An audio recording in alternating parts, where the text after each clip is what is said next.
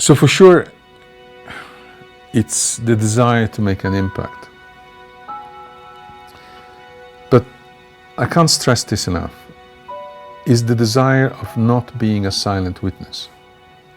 So I cannot ignore that a child in Kibera has to wait for the tap to be open and the padlock to be removed in order to get water.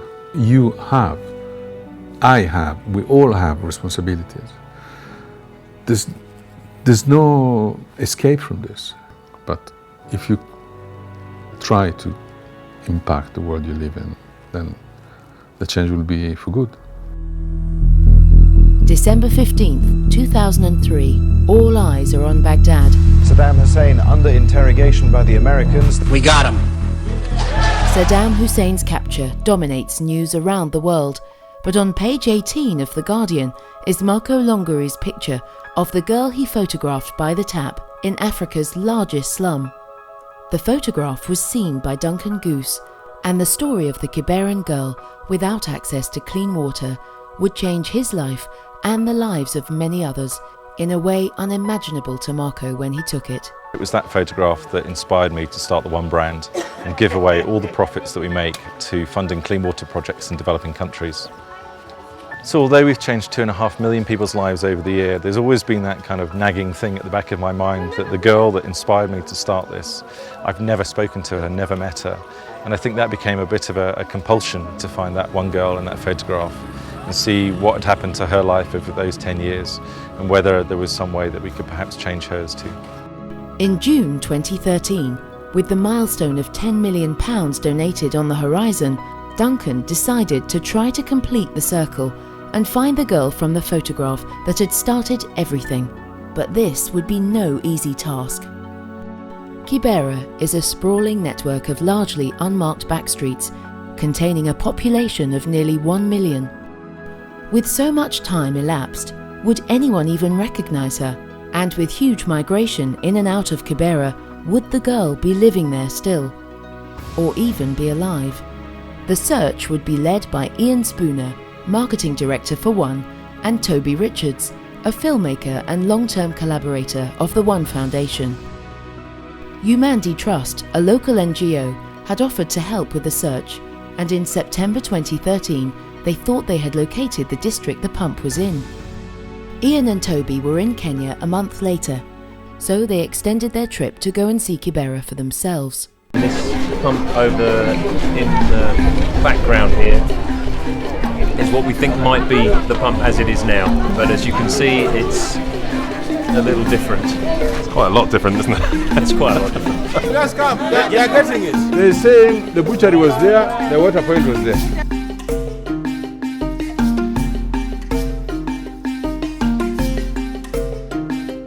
The chairman thinks he knows where the water point is, he's going to show us.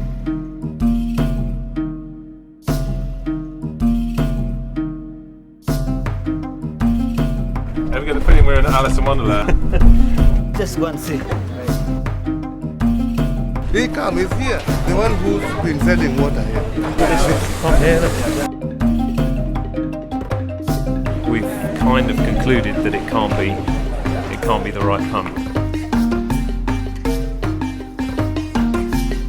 Today has just been one of the most intense experiences I've ever had, and we got in quite a bit deeper into the back street, 500 metres or so away from the main street.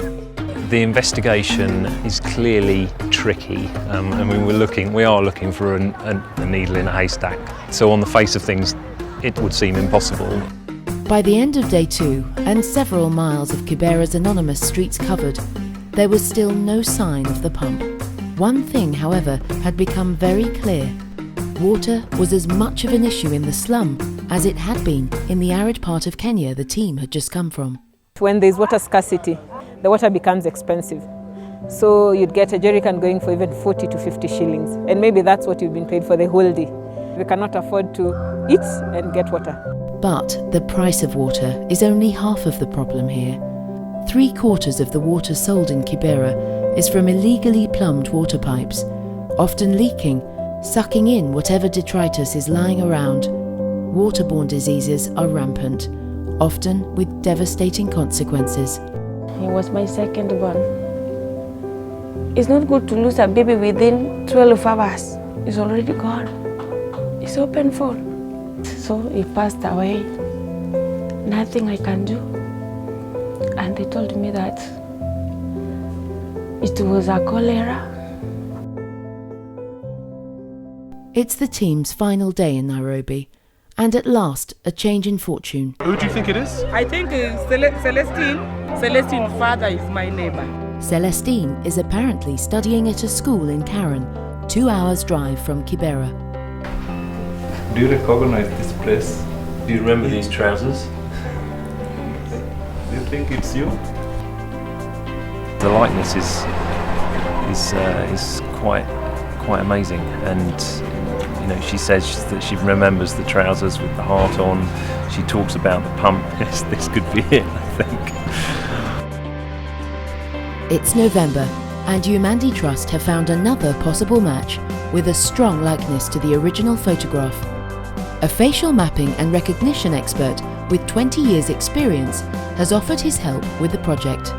With 2 possible candidates, all the photographs are sent across, and the forensic process begins. 2 weeks later, the night of the One Christmas party, the report arrives. I believe that the control individual and the subject images are of the same person, believed to be Ann Kibuki. I don't know what to say. I don't know what to do now. We should go and celebrate or something. Against all the odds, the girl Umandi had found was the girl from the photograph. Her name was Ann Njeri, 15 years old, and she was now living 3 hours north of Nairobi. A date was set to go and meet her, 11th of March 2014. So it's been an amazing journey for us, really, and to actually go back and meet her and go to the place where that photograph was taken with the photographer Marco Longari that took it is just going to be quite an incredible moment for me, so I'm very excited. After 10 years of emails and 2.5 million lives changed later, Duncan and Marco would finally meet. 2 men, lives intertwined through this one photograph taken a decade ago. It's a 3-hour journey to Embu, where Ann's school is. The team are joined by staff from Umandi, Ann's uncle, aunt and sister, as well as a journalist from Pamoja FM, Kibera's radio station. It's like, how do you end up in a school 3 hours out of Nairobi to meet somebody you took a photograph of 11 years ago? At the end of the day, we come down to this.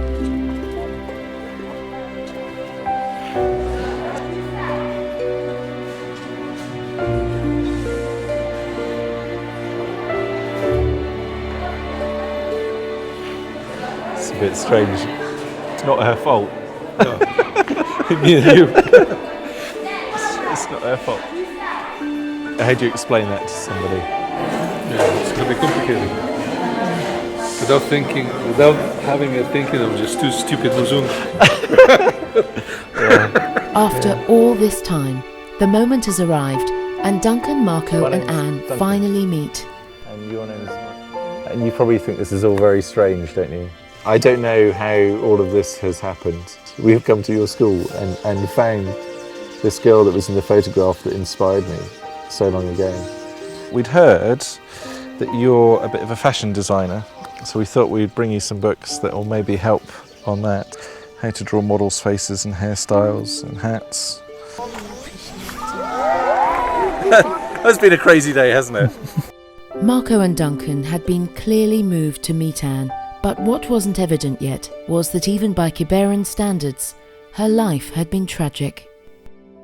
Mama alianzia mama ndo alienda wa kwanza mwezi wa June, naye baba mwezi wa Julai aliaga tarehe 22 on Sunday.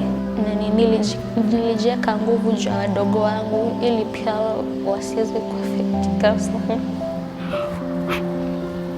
Nilijikaza nikawapa nguvu pia wadogo. Ann's mother was, well, with that epilepsy, she was out in the morning, but with the process she was trying to cross a stream and the epilepsy took hold of her, and in the process she fell into the water in one of the drainage places. she drowned. 30 days later, the father passed on. My wife here, Karo, we had to take over the responsibilities. Oh, sorry. A minute. Okay. Yeah. I think I can manage. In fact, it's quite extraordinary how Moses and Carol have been managing, because on top of their own child, they had also adopted 2 from their siblings after they had passed away. Anne, her sister, and her brother would make it 6. It's been an extraordinary 24 hours and emotions are running high. There is an hour left till Marco flies back to Johannesburg and the team have returned to Silanga looking for the water point from the picture. I walked up and I see the pagoda of the church. So this was the mark. This part here is the place where the door of the butcher shop is closed. Found it. That's exactly the place. I cannot stress this enough. This is an incredible privilege. It's a story in its own. It's something that cannot be told unless you experience it. It's very difficult to imagine for me what my life will be like tomorrow. Perhaps the first 10 years have been the first chapter in that story. And perhaps the next 10 years will take us in a new direction. But I'm certain that Kibera will always be part of my life going forward, and Anne and her extended family will always be part of it. This is where the story started. The story started in Kibera, and it started with a young girl who was sat there waiting for water. To think that Anne is 1 in a million people, and that we came back and found her, I just can't explain that. It's just incredible. To meet Anne, to have found this one girl, this person that inspired me, was just the most amazing experience. I feel a personal commitment to make sure that she is taken care of, to make sure that her family is looked after. But the sad reality is there are still close to 800 million people in the world that have no access to clean water, that suffer the same problem that she had as a child. We need to find new ways of getting people out of this cycle of living with contaminated water or no water at all.